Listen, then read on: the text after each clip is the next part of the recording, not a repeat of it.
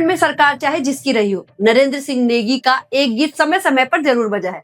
गीत के बोल हैं, कमीशन की मीट भात, रिश्वत को रैलू रे। इस सप्ताह एक के बाद एक कई ऐसे मामले सामने आए जब इस गीत की गूंज सुनाई दी। देहरादून में 16 करोड़ से बने पुल की अप्रोच रोड ढह गई। नगर निकायों में अधिशासी अधिकारियों की तैनाती में घपलोल हुआ। आय से अधिक संपत्ति मामले में अब कैबिनेट मंत्री गणेश जोशी को विजिलेंस की स्पेशल कोर्ट ने नोटिस जारी किया है। कुल मिलाकर कमीशन की मीट भात और रिश्वत के रैलू यानी रायते की खूब चर्चा रही। नमस्कार दगड़ियों, मैं नलिनी गोसाई उत्तराखंड की नौनी स्वागत करती हूँ आप सभी का एक बार फिर से अपने खास कार्यक्रम साप्ताहिक छिबराट में। दीदी भूली भैजी सोना। इस बार भी मानसून की बारिश कई तरह के घपरोल की छुई बत लगा रही है। राजधानी देहरादून में नंदा की चौकी का पुल पिछले साल ढह गया था। इसे फिर से बनाने में 1 साल लग गया।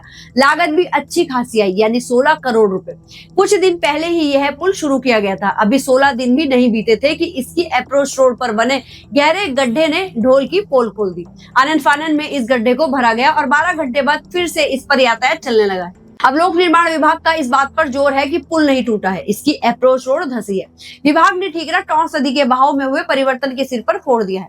चलिए मान लेते हैं कि नदी के बहाव में परिवर्तन से ऐसा हुआ है, तो क्या ये एक दिन में ही हो गया? ये कैसी इंजीनियरिंग है जिसमें कुछ अंदेशा ही नहीं हुआ? विभाग के कर्मचारी संगठन अब दूसरी ही कहानी बता रहे हैं। कर्मचारी संगठन का कहना है कि खनन गतिविधियों के कारण नदी का बहाव परिवर्तित हो रहा है और बदनामी लोक निर्माण विभाग की हो रही है। उत्तराखंड में यह गजब का हाल ठहरा बंद। अजब गजब के तर्क दिए जा रहे हैं। लोगों को यही लग रहा है कि कमीशन की मीट भात जमकर सपोड़ी गई है। खैर, इस मामले में जांच बैठा दी गई है।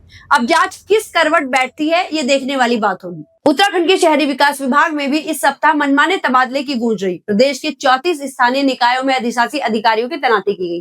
खेल देखिए कि विभाग के पास जो अधिशासी अधिकारी उपलब्ध थे, उन्हें तो नगर निगमों में दूसरे पदों पर तैनाती दे दी गई। नगर पालिका और नगर पंचायतों में क्लर्क, कर अधीक्षक जैसे कार्मिकों को प्रभावी अधिशासी अधिकारी बना दिया गया। अधिकारियों की कमी के कारण पहले भी ऐसा किया जाता रहा है, लेकिन बहुत ही जूनियर स्तर के कर्मचारियों को जिम्मेदारी देने के आरोप लगे हैं, वो भी तब जबकि विभाग के पास अधिशासी अधिकारी उपलब्ध है। इस पर जब घपरोल मचा तो मंत्री राम सिंह खेड़ा की नींद टूटी। उन्होंने आनन फानन में तबादलों को निरस्त कर दिया। वैसे महत्वपूर्ण सवाल यह है कि पूर्व में जारी तबादला सूची का अनुमोदन भी तो उन्होंने ही किया होगा। इस घपरोल पर तब उनका ध्यान क्यों नहीं गया?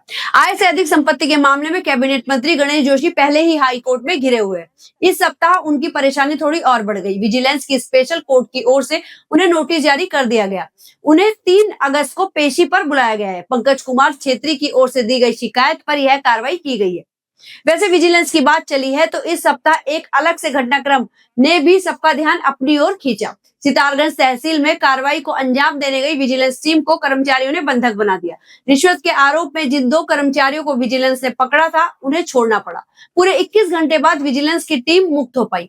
तहसील के कर्मचारियों का कहना था कि उनके साथियों ने रिश्वत नहीं ली थी, बल्कि राजस्व वसूली की थी। इस घटना ने भ्रष्टाचार पर सख्त कार्रवाई को लेकर अलग तरह का ही रहबार दिया है। इस सप्ताह सीएम पुष्कर सिंह धामी ने सीएम हेल्पलाइन पर आई शिकायतों की समीक्षा की तो सरकारी सिस्टम के अजब गजब ढंग एक बार फिर सामने आए। नाराज सीएम को निर्देश देने पड़े कि सीएम हेल्पलाइन पर आने वाली शिकायतों का 1 सप्ताह के भीतर अनिवार्य रूप से निस्तारण हो। ऐसा ना करने वालों के खिलाफ कार्रवाई की जाए। सीएम पुष्कर सिंह धामी अपने नाम से चलने वाले हेल्पलाइन सिस्टम को सुधारने की भरसक कोशिश कर रहे हैं, लेकिन सरकारी विभागों का हाल बुरा है। इस हेल्पलाइन पर शिकायतों की संख्या बढ़ रही है, लेकिन निस्तारण की गति में अपेक्षित तेजी नहीं है। 15 अप्रैल 2025 से लेकर 28 जुलाई 2026 तक इस हेल्पलाइन में 67,843 शिकायतें पंजीकृत हुई हैं। इनमें से 4,061 शिकायतें अब भी लंबित है। सीएम व्यवस्था में सुधार के लिए खुद सड़कों पर उतरे हैं। ज्यादा दिन नहीं हुए जब उन्होंने एक शिकायत का भौतिक सत्यापन किया था और वहीं से वीडियो कॉल करके मुख्य सचिव को सारी स्थिति दिखाई थी। इसके बावजूद सरकारी सिस्टम सुधर नहीं रहा है। खैर, उम्मीद करनी चाहिए कि सिस्टम में सुधार होगा। दरअसल विधानसभा चुनाव अब बहुत नजदीक है। धामी सरकार गुड गवर्नेंस का मजबूत संदेश देने के लिए प्रयास कर रही है।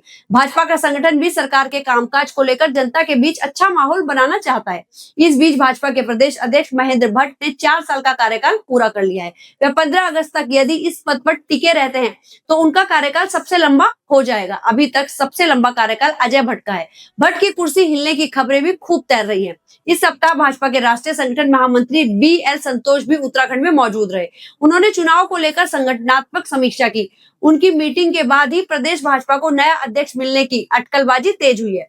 भाजपा हाईकमान विधानसभा चुनाव को ध्यान में रखते हुए क्या सोच रहा है, इसका अंदाजा लगाना मुश्किल है, मगर महेंद्र भट्ट की विदाई असंभव हो ऐसा भी नहीं कहा जा सकता। बढ़ती चुनावी सरगर्मियों के बीच धामी सरकार इस सप्ताह किसी न किसी चुनौती से घिरी रही, लेकिन दिल्ली के एक घटनाक्रम ने उसे सुकून दिया। संसद में anti paper leak bill pass होने के दौरान अब उत्तराखंड की भी चर्चा हो रही है। इस बिल में किए गए प्रमुख प्रावधान उत्तराखंड में धामी सरकार पहले ही लागू कर चुकी है। चुनाव की तैयारी कर रही धामी सरकार के पास अब अच्छा अवसर है कि वह इस उपलब्धि को जनता के बीच भुनाए। वास्तव में समान नागरिकता कानून के बाद यह धामी सरकार की दूसरी प्रमुख उपलब्धि है, जिससे पूरे देश का ध्यान उत्तराखंड की ओर आकृष्ट किया है। और आखिर में उत्तराखंड में मानसून की मार पर चर्चा कर लेते हैं। भारी बारिश से जनजीवन लगातार अस्त व्यस्त हो रहा है। इस सप्ताह 2 दिन के लिए 4 धाम यात्रा को रोकना पड़ा। तमाम सड़कें टूटी हुई हैं और पहाड़ में यात्रा करने में तमाम तरह की मुश्किलें सामने आ रही हैं। मौसम विभाग ने अगले कुछ दिनों में भारी बारिश का पूर्वानुमान जारी किया है, इसलिए जरूरी है कि हम सब अपनी सुरक्षा पर खास ध्यान दें, अनावश्यक यात्रा ना करें और सरकार के स्तर पर जारी नियमों का पूरी तरह से पालन करें। इस वीडियो में इतना ही। यदि वीडियो पसंद आई हो, मुद्दों में दम लगाओ, तो उसको अधिक से अधिक शेयर करना बिल्कुल मत भूलिएगा। बाकी मिलते हैं अगले साप्ताहिक चिवड़ाट कार्यक्रम के साथ। तब तक अपना और अपनों का ख्याल रखिएगा। धन्यवाद।